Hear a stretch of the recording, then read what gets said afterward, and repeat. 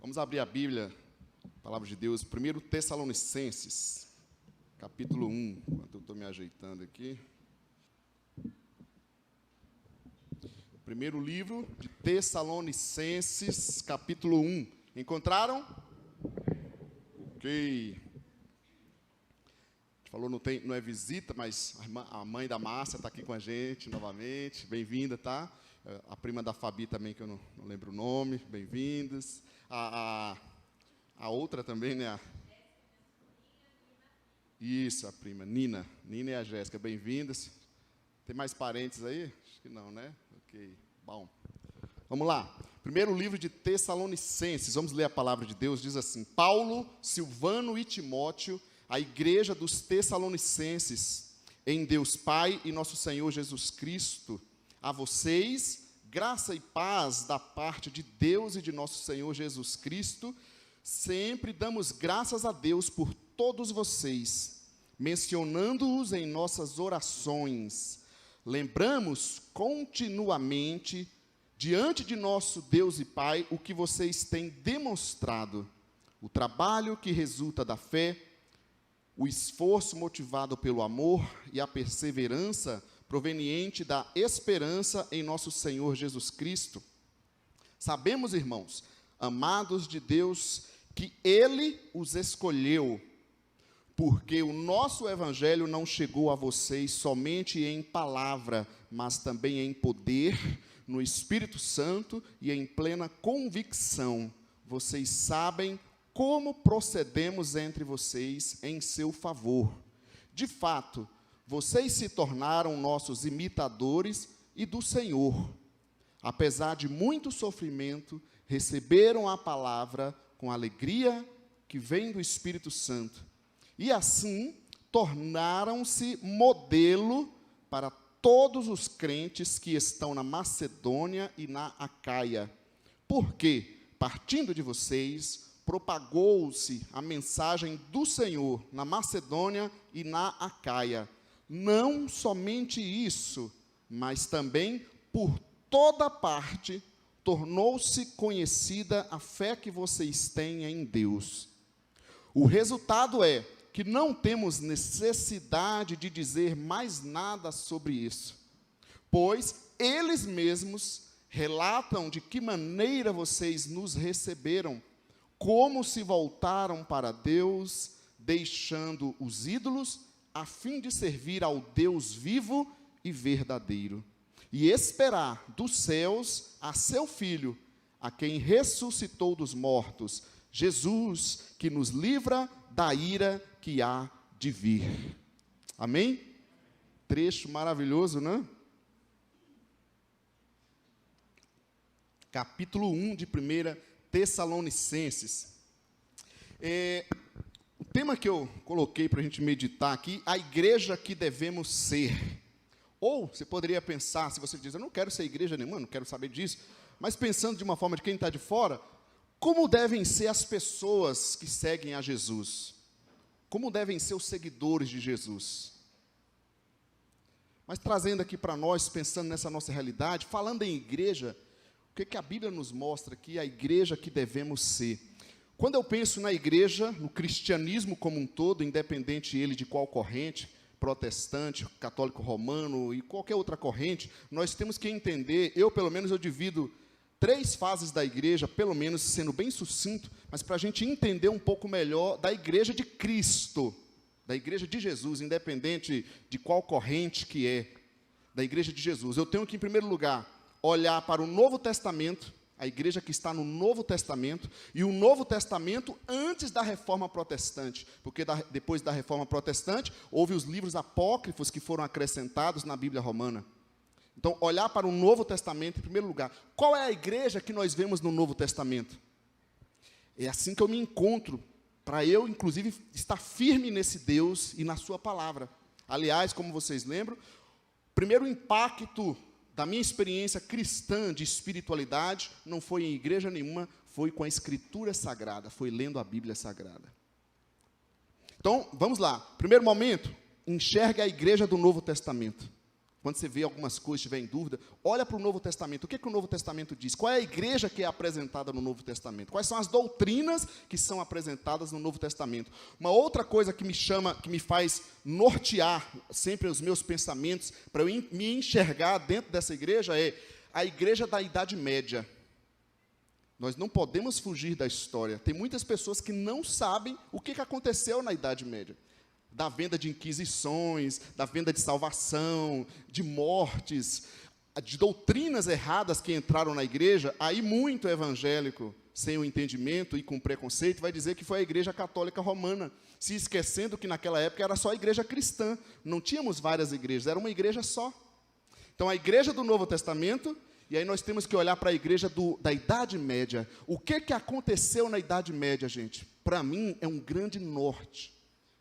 A igreja que se envolveu com a política, que se tornou a religião oficial através de Constantino e corrompeu o cristianismo. E aí, uma outra forma que eu olho sempre para eu entender a igreja é a igreja atual. Então eu divido pelo menos nesses 3 momentos para eu me enxergar.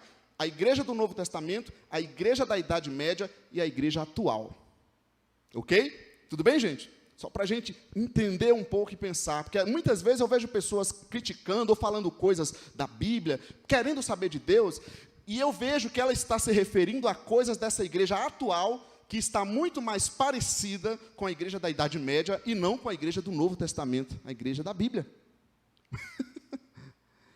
Ok? Então, isso é só para introduzir, para a gente chegar nesse texto aqui e ver o que a palavra de Deus nos apresenta.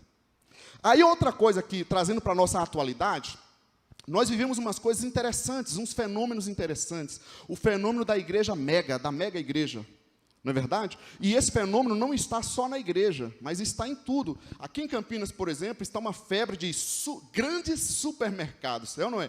Cada lugar que você vai, você vê um grande mercado, aquele terreno enorme, e ali monta aquela mega estrutura, um grande mercado, e eu fico imaginando, cadê os pequenos comerciantes? Estão sendo engolidos, né?